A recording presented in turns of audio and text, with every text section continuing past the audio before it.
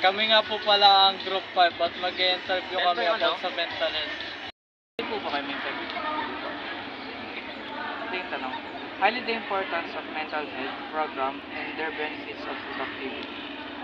Importante sa ating mental health program. Ito ay nakakatulong para magkaisa ang mga empleyado natin. Empleyado. Ang pinipili naman ito ay ang emosyon ng mga empleyado natin ay mapataas. Mga gawain nila ay magawa nila ng maayos at sumasa sa trabaho. Ito yung pangalawang tanong. Are you aware of the mental health resources available in your workplace? Ano po ako dahil namin yung workplace yung mga iyari na stress dahil sa pagwara na daming gawain, hindi nila gusto yung trabaho nila. Kaya ang mental health program ay makatulong sa mga empleyado.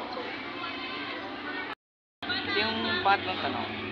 Do you feel the organization prioritize mental health and well-being? Hindi siya isang organization na prioritize ang mental health. Dahil sa mga employee na nag-resign dahil hindi nila gusto ng trabaho, dahil din sa stress, kaya kailangan prioritize ang mental health program para palagaan at mapataas ang moral ng mga empleyado. Good morning, sir. Pwede po ba kayo ma-interview about mental health? Pwede naman. Okay po. And first question po natin is, highlight the importance of mental health program and their benefits for productivity. Ano pong maisasagot niyo? Ang masasabi ko lang, kasi isa din ako may trabaho. Siyempre kailangan natin yung bawas sa paglibat sa trabaho. Kumbaga, kailangan natin ipahinga natin yung pangangatawan natin. Lalo, linggo, hindi natin kailangan isagad yung, meron tayong mga pangangailangan, pero kailangan natin ipahinga yung ating katawan kasi mahirap tayong babawian ng sakit. Mahirap yan. Ayun ang masasabi ko, magbawas tayo ng kahit isang araw lang sa pagpapahinga sa sarili.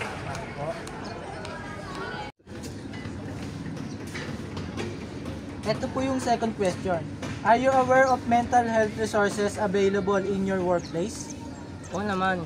Ang masasabi ko naman, meron tayong masasabi yan, kailangan natin mataas sa kasiyahan sa trabaho. Kasi kailangan natin, mahalin natin yung araw-araw nating pagtatrabaho sa kumpanya. Kasi kung isipin natin nahihirapan tayo sa araw-araw, ano mangyayari? Diba? Tayo din mahihirapan. Kailangan din umabot ng 8 hours para lang matapos sa trabaho. Pero kailangan na lang natin gawin, mahalin yung trabaho at maging masaya lang sa araw-araw na ginagawa. Hindi ka aabutin ng stress din. Kaya trabaho lang tayo. Laksan mo konti. Third question. Do you feel the organization prioritize mental health and well-being? Oo naman sir, kailangan natin i-priority yan sa araw-araw, sa pag-gising at pagtulog. Siyempre kailangan natin kumain sa sarili natin, kailangan natin yan. Para yung kalusugan natin, hindi bumaba. Pati yung kaisipan natin, mas tataas, magiging positibo. Kasi kung magpapalipas ka sa araw-araw, tapos hindi maganda yung routine sa sarili, mas bababa yung mental health mo. Ganun lang yun. Kaya kailangan natin, huwag natin papabayaan yung sarili natin. I-priority yung mga pangangailangan para hindi tayo bumaba yung natin, mental health. Ngayon lamang. Salamat. Maraming salamat po, sir. Good morning, sir. Pwede po ba kayo ma-interview about mental health? Pwede. Sige po. Ito po yung first question natin. Highlights the importance of mental health program and their benefits for productivity. Ano pong pwedeng maisagot nyo?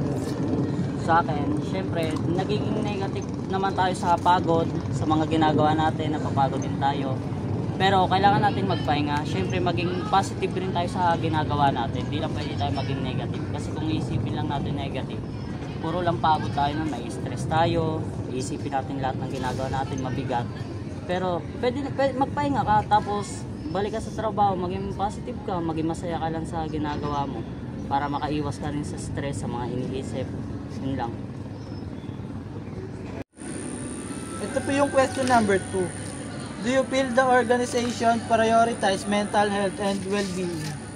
Para sa akin, priority natin na mapag-usapan yan yung mental health. Para, syempre, pag sinusolo mo lang yung iniisip mo na mabigat, may chance na pwede kang magpakamatay, pwede kang masiraan ng ulo. Kaya maganda na pag-uusapan yan. Tsaka priority talaga natin yan yung mental health, lalo na sa may mga mabigat na nararamdaman. Yun lang. Maraming salamat po, sir. Okay, may interview? Sure. Okay lang. Ito yung tanong.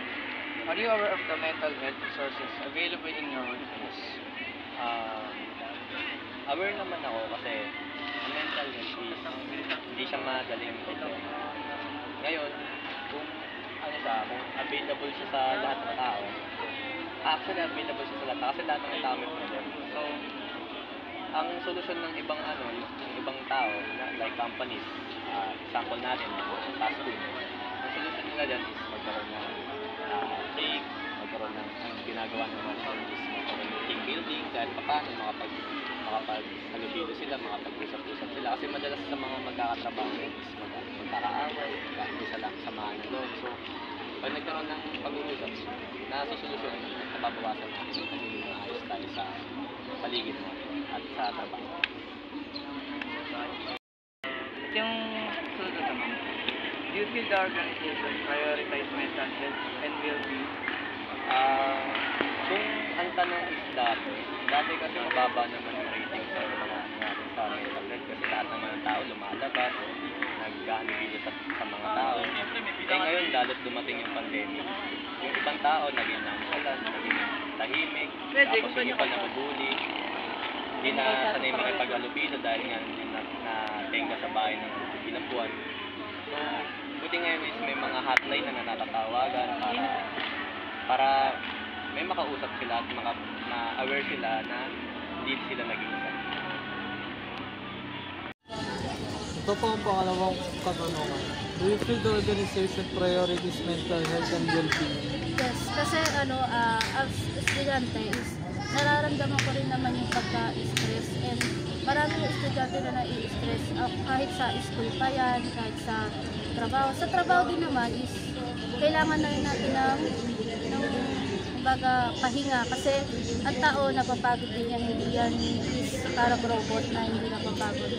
Kailangan din natin ng pahinga kasi dagdag energy and dagdag lakas sa atin sa araw-araw. Pwede po ba kayong may interview about sa mental health? Ito po ang unang katanungan. Highlight the importance of mental health program and the benefits for productivity. Ang importante sa mental health is dapat mag-focus sa sarili mo. Huwag kang mag-focus sa taong magbibigay sa iyo ng stress. And dapat, kung may nararamdaman ka ng stress sa sarili, is asikasuhin mo para hindi naman. Ito yung pangalawa. Sir, pwede ko po ba kayong ma-interview about mental health? May ilan po tayong mga katanungan dito. Pwede niyo po ba masagot? Okay. Una po, highlights the importance of mental health program and their benefit for productivity. Opo. Kasi po madali pong malapitan ang mga hotline tulad ng mga problema sa pangkaisipan na problema. Madali po silang malapitan or kontakin. Do you feel the organization prioritize mental health and well-being? Yun nga, tulad nga ng nasa tanong mo, may ibang company na inuuna yung trabaho nila, magawa nila, imbis na yung iniisip nila yung kalusugan ng mga trabado nila. Kumbaga, hinayaan lang nila kung ano man yung matapos na gawin nila. Parang wala silang dito, pa sa trabado nila. Ikaw naman. Ayun, may mga kumpanya talaga gano'n na mas inuuna nila yung mga product anong ikakaganda ng kumpanya.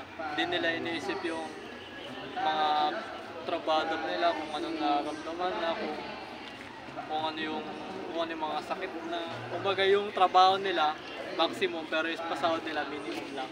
Ganun. Sa akin naman, about naman sa school. Pause mo na lang. Yung sa akin naman, about school. Tulad nga ng about mental, maraming mga bata ngayon na na-stress. Yung iba pa nga, papakamatay, ganun. Dahil sa sobrang dami ng gawain, tapos napipressure sila sa mga pinapagawa ng teacher. Tapos yung iba naman, parang natatakot sila. Ganito ganyan. Kasi sa sobrang dami ng problema nila, nagsabay-sabay pa yung about sa school ng mga pinapagawa. Kaya kailangan yung mga estudyante or pamilya natin, kinakausap natin kung anong mga problema.